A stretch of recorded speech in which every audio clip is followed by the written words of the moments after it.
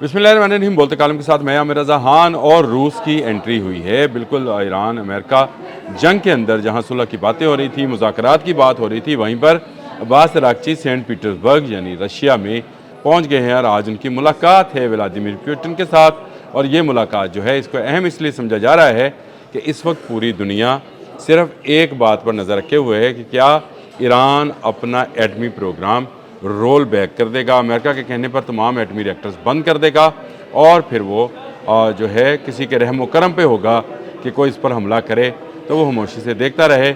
उसकी बिजली पैदा करने के यूनिट्स भी जो हैं वो भी बंद किए जा सकते हैं। वो अपने तमाम एटमी रिएक्टर्स जो है वो आलमी अदारे के लिए खोल देगा ताकि उसकी इंस्पेक्शन की जा सके और अपना वो एटमी ईंधन जो कि यूरेनियम की सूरत में 60% इनरिच यूरेनियम की सूरत में उसके पास महफूज है, उसको जो है ज़ाया कर दे, अमेरिका के हवाले कर दे।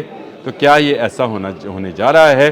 बहुत सारे लोग इस मुलाकात को बहुत अहम समझ रहे हैं और अहमियत इसकी ये है कि ईरान के अंदर जितने एटमी रिएक्टर्स हैं वहाँ पर रशियन साइंटिस्ट ही काम करते हैं।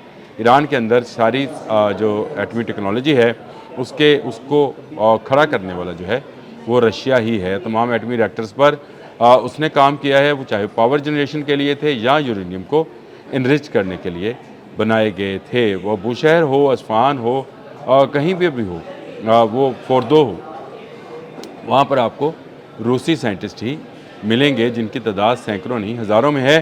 30 अरब डॉलर का एक नया माहिदा भी मार्ज़ वजूद में आया था जो कि जिसमें यह कहा गया था कि 5 नए एटमी रिएक्टर जो हैं ईरान के अंदर रशिया लगाएगा। तो इस तरह रूस के बहुत ज़्यादा इंटरेस्ट जो हैं वो ईरान के अंदर मौजूद है और अब अब्बास अराग़ची जो हैं पहुंच गए हैं। इससे पहले जब ईरान अमेरिका जंग जारी थी तो उसमें भी व्लादिमीर पुतिन ने 2 मरतबा अपनी एंट्री कराई थी। एक उन्होंने कहा था कि जितने यूरेनियम है उसको वो महफूज अपने पास रख सकते हैं, अगर उस पर 5 साल के लिए 10 साल के लिए कोई हद जारी की जाती है तो वो यूरेनियम जो है उनके पास महफूज रहेगा। ईरान इसको नहीं मानना था। और दूसरा उन्होंने फिर जब अफसोस के लिए फ़ोन किया था मसूद पज़ेश्कियान को उनके लिए जो अली ख़ामनेई के लिए उनकी शहादत पर जब उनको अनाउंस किया गया था उनकी शहादत का, तो फ़ोन किया था और कहा था कि वो ईरान के साथ खड़े हैं और ईरान के साथ वाकई खड़े हैं। लेकिन क्या ईरान अमेरिका मुज़ाकरात में कोई काम जो है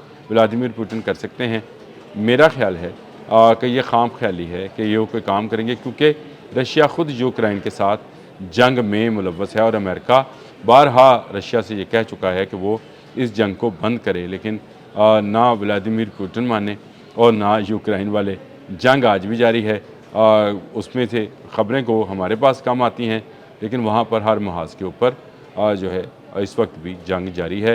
यूरोपियन यूनियन भी अमेरिका से हाइफ है। अमेरिका ने टोमाहॉक मिसाइल देने से भी मना किया था यूक्रेन को, और यूक्रेन की मदद करने से, उस तरह से खुलकर मदद करने से नेटो ने भी इनकार किया था। कुछ यूरोपियन वाला यूनियन जो है ज़रूर मदद की थी। बरतानिया के एयरफोर्स को ज़रूर कहा गया था कि वो रशियन ड्रोन्स का मुकाबला कर सकते हैं और उनको गिरा सकते हैं। लेकिन यूक्रेन जो है वो इस जंग में चला गया सऊदी अरब की तरफ और मुत्तहिदा अरब अमारात की तरफ उनको एंटी ड्रोन सिस्टम्स देने के लिए, यानी एक ऐसा ड्रोन देने के लिए जो शायद 136 का जो है उसका दुश्मन था। इसके बाद यूक्रेन जंग में ईरान और रशिया एक तरफ हो गए। अब अमेरिका और ईरान जंग पर आ जाएं तो व्लादिमीर पुतिन भी इसमें वो किरदार अदा नहीं कर सकते हैं, क्योंकि इत्मीनान कौन करेगा, ये वो बात है। दूसरी तरफ डोनाल्ड ट्रंप ने ये कहा है कि ईरानी अगर उनको फ़ोन करना चाहते हैं तो उनके पास महफूज फ़ोन कॉल्स हैं, लेकिन वो महफूज किससे हैं? आपसे।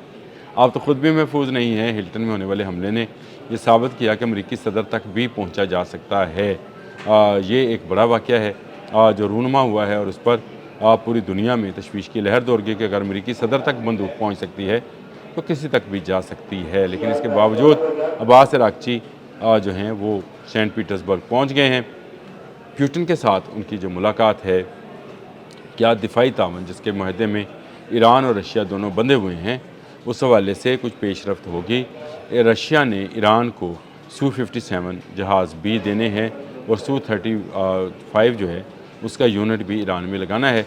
लेकिन क्योंकि जंग है, उसमें सीज़ फायर है, इसमें शायद वो अपना किरदार अदा ना कर सकें। मुझे याद आ गया 79s 80s में ضیاء الحق جو پاکستان کے چیف مارشل ایڈمنسٹریٹر تھے، ان کا ایک بیان کہ رشیا جو ہے یہ آبنۂ ہرمز تک جانا چاہتا ہے، تو کیا اب بھی وہ ایران کے راستے آبنۂ ہرمز پر جانا چاہے گا؟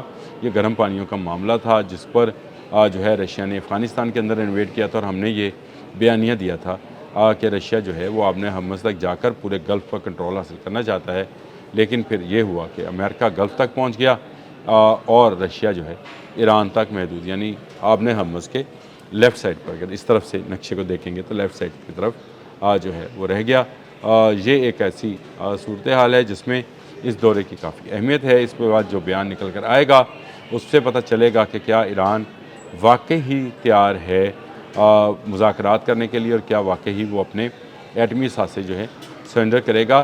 ایٹمی اثاثے سرنڈر ہوں گے، کس حد تک ہوں گے، کس حد تک ایران جو ہے امریکہ کے مطالبات کو تسلیم کرے گا، اس کا اہم جو نکات ہیں وہ ان ملاقاتوں میں جو کہ پیوٹن کے ساتھ عباس اراغچی کی ہوں گی طے کیا جائے گا، اور اس کے بعد شاید نئی راہ کھلے اور آبنۂ ہرمز میں صلح کے لیے کوششیں جو ہیں وہ جاری کی جائیں۔ سینٹ کام کی جانب سے ایرانی جہازوں کا محاصرہ اپنی جگہ پر، ایرانی بندرگاہوں پر سے ٹریڈ کو روکنا اپنی جگہ پر، چین کی جس ہنوئی آئل ریفائنری کی کمپنی پر جو ہے پابندی لگائی گئی تھی اس کے بھی شیئرز گر گئے ہیں۔